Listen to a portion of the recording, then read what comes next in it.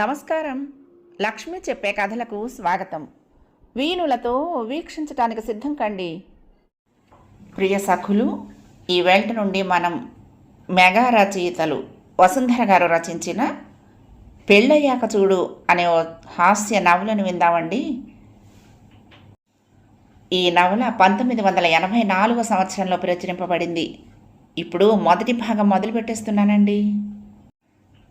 చలనచిత్రాల్లోని హాస్య నటుడి పాత్ర మనకెంతో వినోదాన్ని కలిగిస్తుంది. ఆ పాత్ర అనుభూతి ఎటువంటిదైనా మనకు కలిగే అనుభూతి మాత్రం వినోదం. సాధారణంగా హాస్య పాత్రలకు కష్టాలు ఎక్కువగా కలుగుతూ ఉంటాయి. ఆ కష్టాలు మనకు జాలిని కలిగించవు, ఆనందాన్ని కలిగిస్తాయి. అందుకు కారణం ఆ కష్టాలు అసలైన కష్టాలు కాకపోవటం. మగవాడి జీవితంలో గృహస్థాశ్రమము అటువంటిదే. కష్టాలు కాని కష్టాలు అనేకం అతడికి ఈ ఆశ్రమంలో ఎదురవుతాయి. వాటి వివరాలు ఎదుటి వారికి వినోదాన్ని ఇస్తాయి, కానీ ఆ సంసారిక బాధను కలిగిస్తాయి. అందుకే అతడు గృహస్థాశ్రమం స్వీకరించొద్దని బ్రహ్మచారులకు సలహాలిస్తూ ఉంటాడు. ఒక చక్కని ప్రహసనంలో తను పాత్రధారినన్న గుర్తింపు కలిగితే గాని అతడు సంసార జీవితంలోని మాధుర్యాన్ని చవిచూడలేడు. ఇంతకీ ఈ విషయాలన్నీ నేను ఎలా గ్రహించానంటే, అనగా ఒక ఊరు, అదే మా ఊరు. ఆ ఊళ్ళో ఒక ఇల్లు, అదే మా ఇల్లు. మా ఇంట్లో ఒక గదిలో ఒక బ్రహ్మచారి అద్దుకుంటున్నాడు. అతనే ఈ కథకు మూల పురుషుడు. అయితే అతనికి మన కథకు ఉన్నది కేవలం బాధరాయణ సంబంధం. అదెలా అంటే, బ్రహ్మచారి పేరు సుబ్బారావు. అయినప్పటికీ అందరూ అతన్ని బ్రహ్మచారి అని పిలుస్తూ ఉండేవారు. అందుకు కారణం బ్రహ్మచారిగానే జీవించాలన్న సుబ్బారావు అభిలాష. ఆ అభిలాషకు కారణం సంసార జీవితం అంటే అతగాడికి గల భయం. అది నరకమనే అభిప్రాయం అతనికి ఉండటం. ఆ అభిప్రాయాన్ని అతనికి కలిగించింది అతనికి మిత్రులు అని చెప్పుకునే కొంతమంది గృహస్థులు. బ్రహ్మచారి ఓ అందాల సుభద్రకు బావ. ఆ బావ మరదళ్ల మధ్య ఇంతో అంతో ప్రేమ కూడా లేకపోలేదుట. అందువలన ఆ సుభద్రను వివాహం చేసుకోవాలని కూడా అతడు అనుకున్నాడట. అయితే ఆ తర్వాత అతనికి ఉద్యోగం వచ్చి పొరుగుళ్ల పాలై అనంత మిత్రకోటి లభించటము, వారందరూ ఏకగ్రీవంతో గృహస్థాశ్రమాన్ని నిరసించటము జరగటంతో సుబ్బారావు అభిప్రాయాలు మారిపోయాయి. కొంతకాలం తర్వాత బ్రహ్మచారి సుబ్బారావు హఠాత్తుగా చిక్కిపోసాగాడు.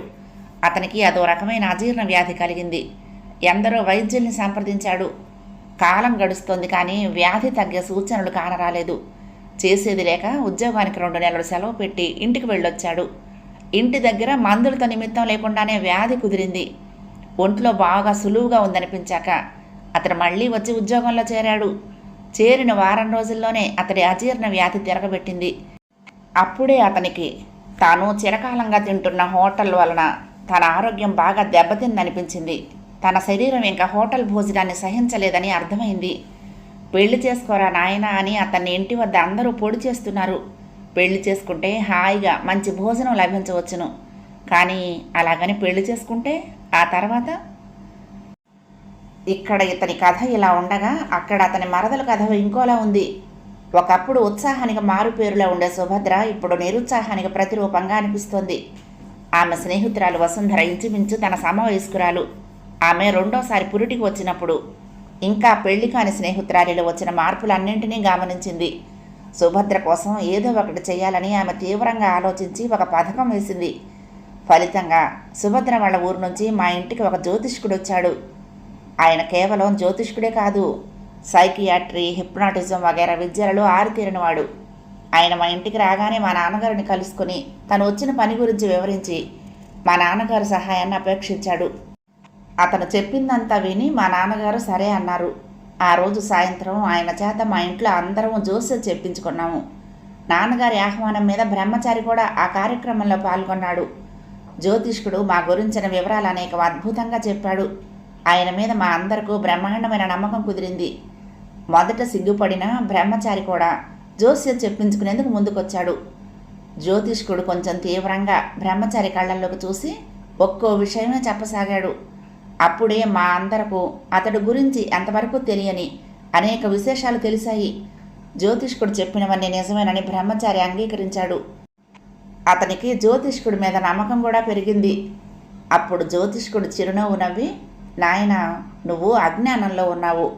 మోక్ష సాధనకు గృహస్థాశ్రమం అవసరమని శాస్త్రాల్లో కూడా చెప్పి ఉన్నారు. కానీ అందరి మాటలు విని నువ్వు ఆ ఆశ్రమాన్ని స్వీకరించడానికి భయపడుతున్నావు.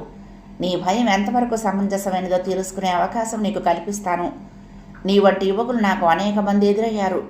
వారందరినీ కలుసుకున్నాక నాకు ఈ సమస్యకు జ్యోతిష్యం ద్వారా కాక వాస్తవ జీవితం నుంచి కొన్ని సంఘటనలు ఏరి పరిష్కారం సాధించాలనిపించింది.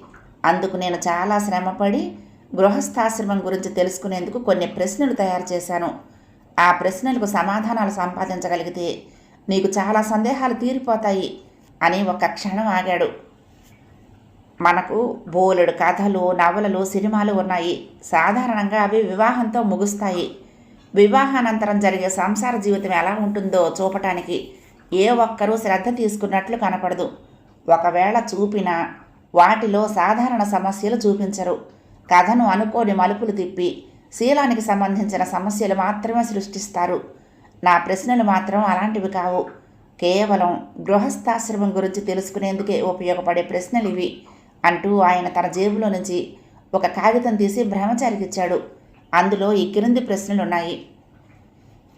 దాంపత్యం జీవితం ఆరంభమయ్యే తొలి రోజు గురించిన వివరాలు సాధారణంగా సినిమాల్లోనూ కథల్లోనూ లభిస్తాయి.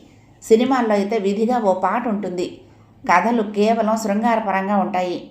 కానీ నిజ జీవితంలోని తొలిరేయి ఎలా ఉంటుంది?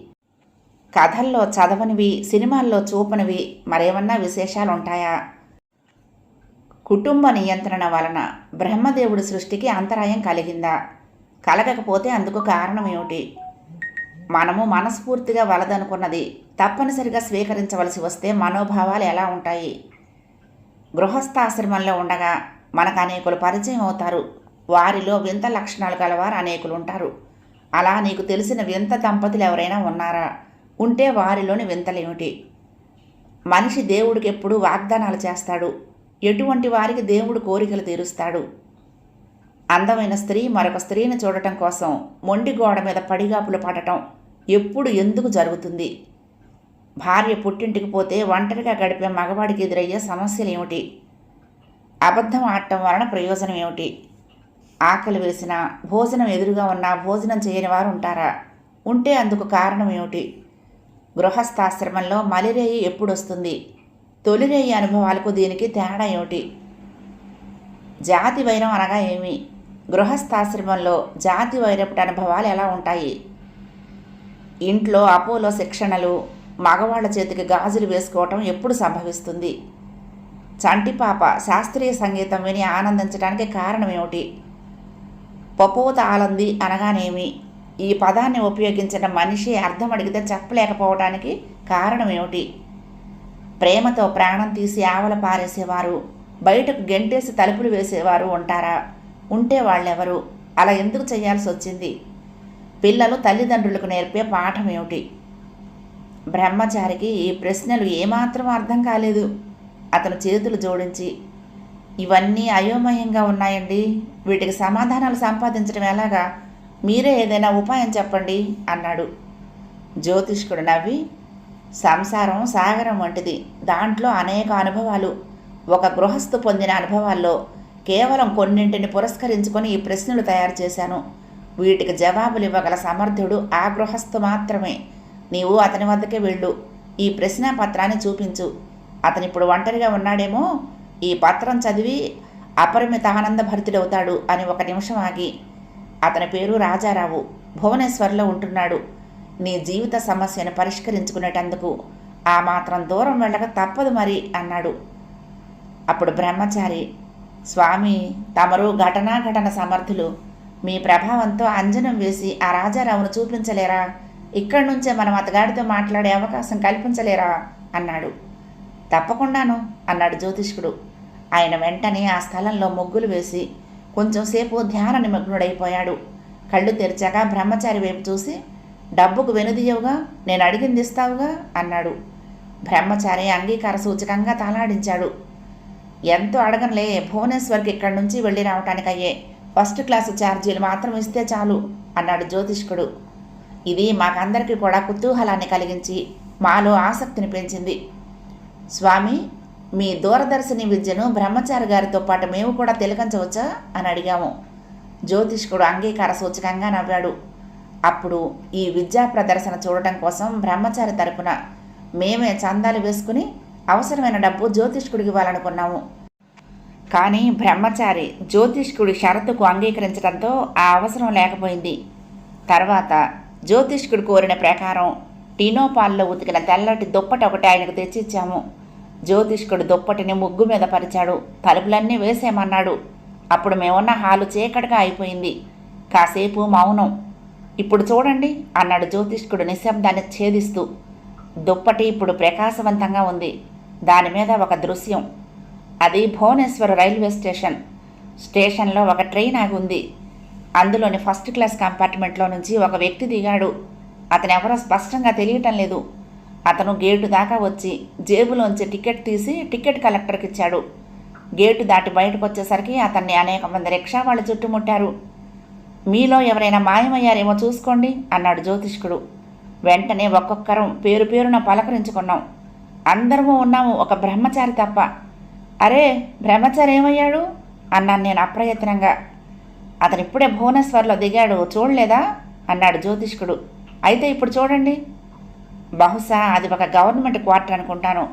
అందులో ఒక గదిలో ఎదురెదురుగా కుర్చీల్లో కూర్చుని ఉన్న వ్యక్తుల్లో ఒకరు బ్రహ్మచారి, రెండో అతను రాజారావు అయి ఉండాలి. వాళ్ళిద్దరూ ఏవో మాట్లాడుకుంటున్నారు.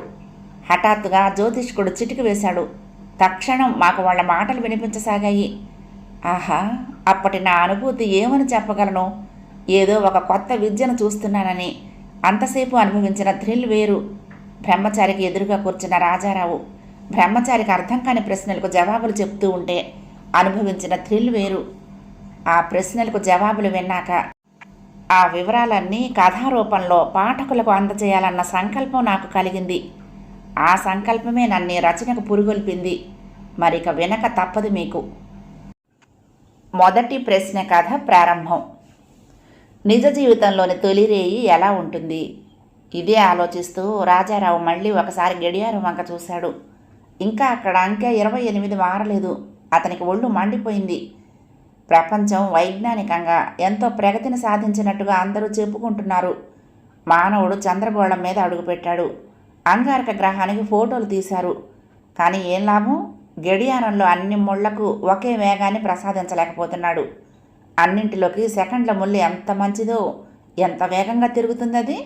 అదే వేగంతో తేదీలు కూడా మారితే 29వ తేదీ గడియారంలోకి ఎప్పుడో వచ్చి వెళ్ళిపోయి ఉండేది. ఆ తేదీ అతడి జీవితంలో ఎన్నడూ మర్చిపోలేనిది, ఎన్నాళ్ళుగానో ఎదురు చూస్తున్నది. ఆ తేదీ నాడు ప్రతి తెలుగు సినిమాలోనూ మనం విధిగా చూసే తొలిరే దృశ్యం రాజారావు జీవితంలోకి వస్తుంది. వెంటనే వసుంధర రాజారావు కళ్ల ముందు మెదిలింది. అతని శరీరం ఒక్కసారి పులకరించి ఆగింది. రాజారావు మళ్ళీ గడియారం వంక చూశాడు. అతడు కోరిన ప్రగతి గడియారం సాధించగలిగింది. తేదీలు తిరిగే వేగం సెకండ్ల ముళ్ళుకు నచ్చింది. అది అసలు కదులుతున్నట్లే లేదు. కాలం కానీ స్తంభించిపోలేదు కదా అనుకున్నాడు అతను. అయితే స్తంభించింది కాలం కాదని, అతని గడియారపు నడక మాత్రమేనని రాజారావుకు తెలియటానికి మరొక నిమిషం పట్టింది. వసుంధర ధ్యాసలో పడి అతడు వాచికి కీ ఇచ్చి ఎంతకాలమైందో. రాజారావు మంచం మించి లేచాడు.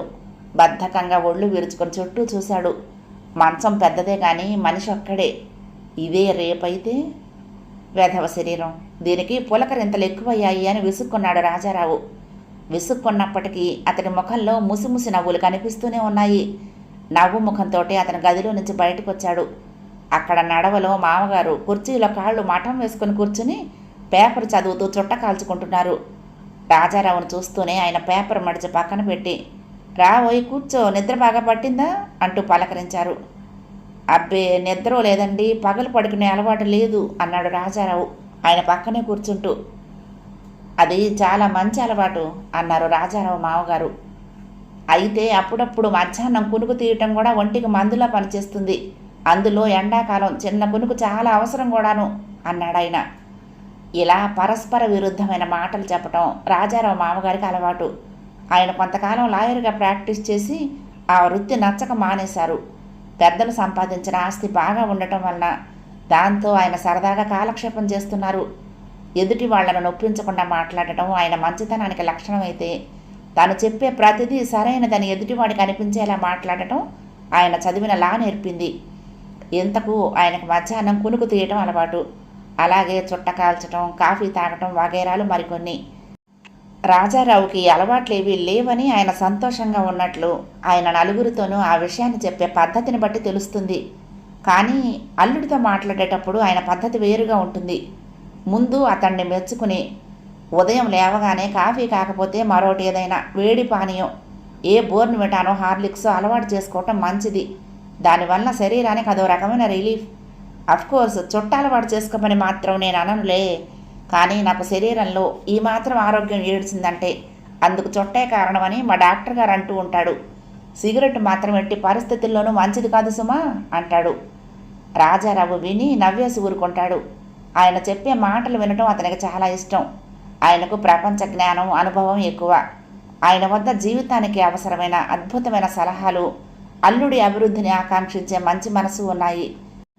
సంభాషణలను పరిశీలన దృష్టితో వినే అలవాటు ఉండటం వలన ఆయనలోని ఈ లక్షణాలతో పాటు బలహీనతలను కూడా అతను గుర్తిస్తూ ఉంటాడు. మీకు బాగా నిద్రపట్టిందా అడిగాడు రాజారావు. రోజు అయితే టెన్షన్గా పట్టేసేదే, కానీ ఈరోజు నీకులాగే నాకు నిద్ర పట్టలేదు. నీకులాగే అనగానే రాజారావు భుజాలు తడుముకున్నాడు. కానీ అతని మామగారి ఉద్దేశం వేరు. రాజారావు లక్షల కొద్దీ కలలు కంటున్నాడు. ఆ కలలు నిజం చేసే ప్రయత్నాలు ఆయన చెయ్యాలి. ఆ తంతు ముగిసేదాకా ఆయనకు నిద్ర పట్టదు. ఎందువల్లనో అడిగాడు రాజారావు. ఏముంది, రేపు ఏర్పాట్ల గురించి ఆలోచిస్తున్నాను. ఆయన ఒక్క నిమిషం సిగ్గుపడ్డట్టు అగుపించారు. ఏ పని చేసినా ఒక ప్రత్యేకత చూపించుకోవాలని నాకుంటుంది. అందుకే కొత్త రకంగా ఏర్పాట్లు చేస్తూ ఈ వీధిలోనే ఓ పెద్ద ఆయన సలహా అడిగాను. ఆయన అంతా విని, ఒరే సుబ్రహ్మణ్యం, నీకింత సరదా ఏమిట్రా అని మెచ్చుకున్నాడు. ఈ ప్రస్తావనలో రాజారావుకి ఎక్కడా లేని సిగ్గు ముంచుకొచ్చింది. త్వరగా సంభాషణ మరొక విషయం వైపు మళ్లించాడు. రాజారావుకి ఆ రోజంతా వసుంధర దర్శన భాగ్యం కలగలేదు. ఒక్కసారంటే ఒక్కసారి ఆమె కనిపించి కనులు విందు చెయ్యదా అని ఎదురు చూశాడు. భోజనాల సమయంలో కూడా అతని కళ్ళు వసుంధర కోసం వెతకటాన్ని గమనించిన అత్తగారు ముసిముసి నవ్వులు నవ్వుకుంటూ, వస్తే వసుంధర, కొంచెం ఇలా వచ్చి మంచినీళ్ళు వడ్డించు అంది. కొంచెం కాదు కదా, కొంచెం కూడా వసుంధర కదిలినట్టు లేదు. అతని కంట పడటానికి ఆమెకు ఆ రోజు చచ్చేటంత సిగ్గుగా ఉంది. అది గమనించి రాజారావు అత్తగారు మరొకసారి రెట్టించింది. కానీ రాజారావు తల్లి ఆవిడ్ని వారించి, పోనీలెద్దరూ, చిన్నపిల్ల సిగ్గుపడుతుందేమో, ఎలాగూ 2 రోజులు ఆగితే అదే అని ఏదో అనుభూతి ఉండగా, అంతేలేండి, ఈ సిగ్గులన్నీ ఈ రోజు వరకే, తర్వాత మొగుడిని వదిలి రమ్మన్నా రారు అంది అత్తగారు. అందుకు మనమే ఉదాహరణ కదూ అన్నారు సుబ్రహ్మణ్యం గారు. రాజారావు అత్త సుభద్రమ్మ గారి మొహంలో సిగ్గు రేఖలు స్పష్టంగా కనిపించాయి. రాజారావు తండ్రి ఓరకంటితో తన భార్య వంక చూశాడు. ఆవిడ ముసిముసిగా నవ్వింది. వసుంధర దర్శనం కాకుండానే రాజారావు భోజనం ముగిసింది. అయితే అసలు సమస్య ఆ రాత్రి వచ్చింది అతనికి. అతని మామగారిది కటకటాల ఇల్లు. వీధి తలుపులు మామూలుగా గడియ వేస్తే ఎవరైనా సరే కటకటాల సందులో నుంచి చెయ్యి పెట్టి గడియ తీసి గృహప్రవేశం చేసేయొచ్చు. అందుకని రాత్రి పడుకోబోయే ముందు ఇంటికి తాళం వేసి తాళం అక్కడ ఉన్న గూట్లో పెడతారు. రాత్రి అల్పాచమానానికి అవసరమైతే ఆ తలుపు తాళం తీసుకుని బయటికి వెళ్ళి లోపలికి వచ్చాక మళ్ళీ తాళం వేసేయాలి. ఇది చేయవలసిన పద్ధతి. దీన్ని మామగారు అతనికి పడుకోబోయే ముందు వివరించి చెప్పారు. వివరాలన్నీ విని జీవితంలో ఆఖరిసారిగా ఒంటరిగా నిద్రపోవటానికి వెళ్ళాడు రాజారావు. రాత్రి 1 గంట ప్రాంతంలో రాజారావుకు మెలకు వచ్చింది. బయటికి వెళ్ళాలనిపించి లేచి తన గదిలో నుంచి నడవలోకి వచ్చి గూట్లో తాళం తీయటానికి ప్రయత్నించాడు. అతను ఎంత ప్రయత్నించినా తాళం రాలేదు. కాసేపు ప్రయత్నించి విఫలుడై చేసేది లేక తాళం యథాస్థానంలో గూట్లో పెట్టేసి వెళ్ళి పడుకున్నాడు. బయటకు పోవలసిన అవసరం ఉండటం వలన అతనికి నిద్ర పట్టడం లేదు. మరొక అర్ధగంటకు సుబ్రహ్మణ్యం గారు కాబోలు లేచి తాళం తీసుకొని బయటికి వెళ్ళారు. రాజారావు ఈ విషయాన్ని గమనించి అప్పుడే తాను బయటికి వెళ్దామా అనుకున్నాడు. కానీ సిగ్గనిపించింది. మామగారు తీయగలిగారు కాబట్టి గూట్లో ఉన్న తాళం సరైనదే. మామగారు వెళ్ళి పడుకున్న 10 నిమిషాలకు రాజారావు లేచి మరొక ప్రయత్నం చేసి విఫలుడయ్యాడు. అతనికి తాళం తీయటం రావటం లేదు. అప్పుడు అతని బాధ వర్ణనాతీతం. మామగారిని లేపటానికి మొహమాట పడి తల్లిని లేపాలనుకున్నాడు. ఆవిడైతే తాళం తీయలేకపోయినా మరేదైనా ఏర్పాటు చేస్తుంది.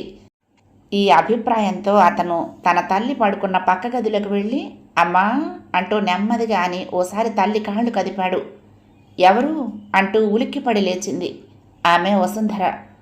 ఉదయం నుండి ఆమె సాక్షాత్కారం కోసం ఎదురు చూసిన వాడైనప్పటికీ ఆ క్షణంలో రాజారావుకు భయం వేసింది. తను పొరపాటున మరో గదిలోకి వచ్చినట్లున్నాడు. ఆ కంగారులో ఒక్కడుగు వెనక్కి వేసి మంచినీళ్ళ గ్లాసును తన్నాడతను. అబ్బబ్బబ్బబ్బా అంటూ రాజారావు అత్తగారు సుభద్రమ్మ లేచింది. రాజారావు పారిపోదామనుకున్నాడు. అవకాశం లేదు. ఏం చెయ్యాలో తోచలేదు. ఈలోగా వసుంధర దీపం వేసి మీరా అంది. సుభద్రమ్మ గారు తెల్లబోయి చూస్తూ అవ్వా అని అప్రయత్నంగానే నోరు నొక్కుంది. అప్పుడే సగం నిద్రలో నుంచి లేచి ఆశ్చర్యంగా భర్తను చూసిన వసుంధర ముఖం అద్భుతంగా ఉంది. మత్తు ఇంకా వేడని ఆమె కళ్ళు ఓ కొత్త సోయగంతో వెలుగుతున్నాయి. ఆ వెలుగును దర్శించే భాగ్యం రాజారావుకు లేదు. అతను అవనత ముఖుడై వీధి తాళం రాకపోతే మా అమ్మను లేపుదామని వచ్చాను అన్నాడు. కొబ్బరి చెట్టు ఎందుకు ఎక్కావంటే దూడగెడ్డి కోసం అన్న సామ్యంలో తన జవాబు వారికి అర్థమవుతుందని రాజారావు గ్రహించకపోలేదు. అయితే మర్నాడు అత్తగారు తన తల్లితో ఇంకా నయం అండి, తొందరగానే ముహూర్తాలు పెట్టించాము, లేకపోతే వీళ్ళెప్పుడో కంపులు ముంచేవాళ్ళు అనటం అతని చెవులు పడ్డప్పుడు చచ్చేటంత సిగ్గయింది అతనికి. ఎన్నో ఏళ్లుగా ఇంటా బయట అతను గడించుకున్న బుద్ధిమంతుడనే పేరు ఒకే ఒక రాత్రి అతను చేసిన పొరపాటుతో పోయింది. మర్నాడు రాత్రి పీటల మీద కూర్చునే వరకు రాజారావు వీధి తాళాన్ని తీయటాన్ని అభ్యాసం చేస్తూ కాలం గడిపాడు. ఆ రోజు రాత్రి 9:30కు అతను పీటల మీద కూర్చున్నాక బ్రాహ్మణులు మంత్రాలు చదవటం మొదలుపెట్టాక అతను వేరే ఏదో లోకంలోకి వెళ్ళిపోయాడు. సుమారు 10 గంటల ప్రాంతంలో యువకులు జీవితంలో ఎదురుచూసే అత్యంత మధుర ఘట్టం రాజారావు జీవితంలో ప్రారంభమైంది. మంచం మీద కూర్చుని పేపర్ చూస్తున్నట్లు నటిస్తున్న రాజారావు కళ్ళ విందు చేస్తూ వసుంధర గదిలో ప్రవేశించింది. ఆమె వెనకనే తలుపులు మూసుకున్నాయి. వసుంధర కాలి బొటన వేలు నేలకు రాయటం లేదు. తల ఉంచుకోలేదు, కానీ రాజారావు వైపు చూడటం లేదు. ముఖం మరొక వైపు తిప్పింది. అతను మంచం మించి లేచాడు. అతను వణుకుతున్నాడు. వసుంధరలో కూడా వణుకు ఉన్నట్టు గ్రహించాడు. అతను ఒక్కొక్క అడుగు వేసి ముందుకొస్తూ ఉంటే అడుగు అడుగుకి ఆమెలో ఏదో సంచలనం కలుగుతోంది. ఏదైనా యుగళ గీతం పాడాలని, అలవోకగా నవ్వాలని ఇద్దరికీ అనిపించలేదు. అతను వసుంధర చేయి పట్టుకుని వసుంధర అన్నాడు నెమ్మదిగా. అన్నదామె. ఇద్దరి కంఠాలు కొద్దిగా వణికాయి. తప్పు, అలా వణకూడదు. తలుపు బయట నుంచి ఓ ఆడకంఠం, ఆ వెనుకనే కొందరు ఆడవాళ్ళ నవ్వులు. అయితే తమ మాటలు బయటకు వినిపించాయన్నమాట. లేదా ఎవరైనా తలుపుకు చెవానించి చాలా శ్రద్ధగా ఆ మాటలు వింటూ ఉండైనా ఉండాలి. రాజారావు వసుంధర ఇద్దరూ ఒక్క క్షణం మౌనంగా ఉండిపోయారు. అందుకు కారణం బయట వాళ్ళు తమ ఉనికిని ఊహిస్తున్నారని కాదు. వసుంధర చెయ్యి ఇంకా అతని చేతిలోనే ఉంది. చెయ్యి తాకగానే ఇరువురిలోనూ ఒకేసారి విద్యుత్ ప్రసారం జరిగింది. ఇద్దరూ షాక్ తిన్నారు. ఆ షాక్ నుంచి తేరుకోవటానికి కొంచెం సేపు పట్టింది. కూర్చుందావా అన్నాడు. ఇద్దరూ జంటగా నడిచి మంచాన్ని చేరారు. సంశయిస్తున్న వసుంధరను అతను తన పక్కగా కూర్చునేలా లాగాడు.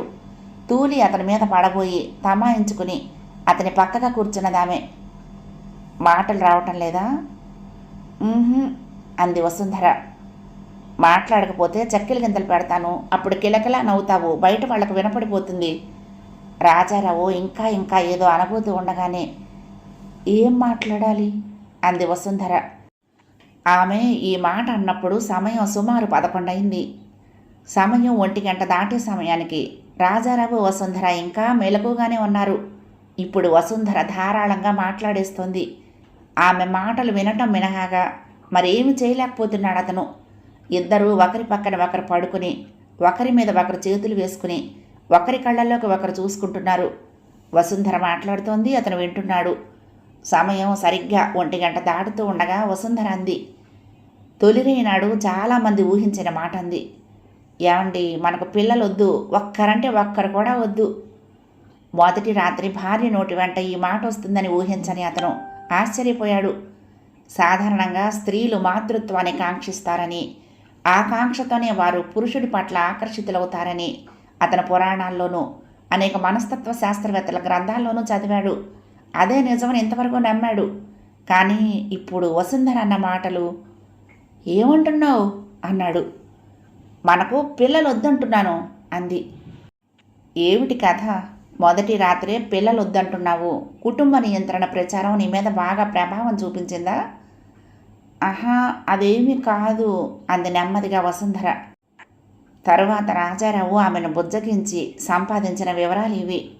ఇంట్లో పెద్ద పిల్లల్లో కాస్త మెత్తనది వసుంధరే కాబట్టి చంటి పిల్లల పెంపకమంతా ఆమె చేతుల మీదుగానే జరిగింది. ఆమె చేతి మీదుగా 3 చంటి పిల్లలు పెరిగి పెద్దవాళ్ళయ్యారు. ఇరుగు పొరుగులందరికీ ముద్దొచ్చే ఆ పిల్లలు ఆమెకు ముద్దొచ్చేవారు కాదు. వాళ్లను చూసినప్పుడల్లా ఎత్తుకుని లాగిన చేతులు, ఊపి ఊపి అలసిపోయిన కాళ్ళు, సరదాగా ఎక్కడికైనా వెళ్దామేమో అంటే వెంట పడతారేమోనన్న భయము, ఉచ్చపోస్తారో అవతలకెడతారోనన్న అసహ్యము, ఇటువంటివి గుర్తుకొచ్చేవి. పెద్దవాళ్లకైతే పర్వాలేదు కానీ చిన్నపిల్లగా ఈ బాధ్యతలు వసుంధర మెదడులో చెరగని ముద్ర వేసుకున్నాయి. అన్నిటికంటే ముఖ్యమైనది ఆడదానికి ప్రసవం పునర్జన్మతో సమానమని ఆమె విని ఉన్నది. ఆమె ఇంకా విరిసి విరియని పువ్వు. పసితనపు ఛాయలు ఇంకా చాలా ఉన్నాయి. ఈ వయసులో ఆమెకు పిల్లలు శత్రువుల్లా కనిపించడంలో ఆశ్చర్యం లేదు. పిల్లల వలన కలిగే కొన్ని సమస్యలు రాజారావు విని ఉన్నాడు. అతడి స్నేహితుడికి వివాహమైన 10 నెలలకే సంతానయోగం కలగటం వలన కాపురం పెట్టిన 5 నెలలకే భార్యాభర్తల విరహము, తరువాత మరొక 5-6 నెలల నుంచి కష్టాలును. ఆ చంటి పిల్ల అర్ధరాత్రి లేచి ఏడుస్తుంది. తల్లికి తండ్రికి నిద్రలుండవు. సినిమాకు వెళ్తే హాల్లో నుంచి బయటికి పోయేదాకా ఏడుస్తుంది. వాళ్ళింట్లో మంచాలు అదో కంపు కొడుతూ ఉంటాయి. ఆ స్నేహితుడు రాజారావుకు బోలెడు సలహాలు ఇచ్చి, నీ జీవితం నా జీవితంలా కాకూడదు గురు అని చెప్పాడు. అందువలన వసుంధర అభిప్రాయాల విషయం ఎలా ఉన్నా ఆమె కోరిక అతడికి నచ్చింది. చాలా ధైర్యంగా నీ మనసులోని మాట చెప్పినందుకు నిన్ను అభినందిస్తున్నాను వసు. మన దాంపత్యం అత్యద్భుతంగా కొనసాగుతుంది అనటానికి ఇంతకంటే సాక్ష్యం ఏం కావాలి? నీ కోరికే నాది కూడా. ఈనాటి నుంచి మన ఇద్దరిది ఒకే మాట, ఒకే బాట, సరేనా అన్నాడు రాజారావు భార్యతో ఏకీభవిస్తూ. సంతానం కోసం పలవరించిపోయి కొన్ని 100 సంవత్సరాలు భార్యలతో కాపురం చేసిన అనంతరం ఇంకా దారి లేదని పుత్రకామేష్టి యాగం చేశాడు దశరథ మహారాజు. తొలి సమాగం నాడే తమకు సంతానమే వలదని నిర్ణయం తీసుకున్నారు రాజారావు వసుంధర. ఆ రాత్రి అంతవరకు జరిగిన విశేషం అది. తర్వాత ఏం జరిగింది? రవి కాంచలేనిది కవి కాంచదలచనది. ఇక 2వ ప్రశ్న కథ. కుటుంబ నియంత్రణ పథకం బ్రహ్మదేవుడి సృష్టిపై ఎటువంటి ప్రభావం చూపిస్తున్నది? ఈ కథను తర్వాత వీడియోలో విందాం సఖులు. ఈ కథ మీకు నచ్చితే తప్పకుండా లైక్ చేయండి, షేర్ చేయండి, కామెంట్ చేయండి, సబ్స్క్రైబ్ చేసుకుని నన్ను ఎంకరేజ్ చేయండి. ఉంటానండి. ప్రేమతో లక్ష్మి, కృష్ణాతీరం దుర్గమ్మ సన్నిధానం. నమస్తే.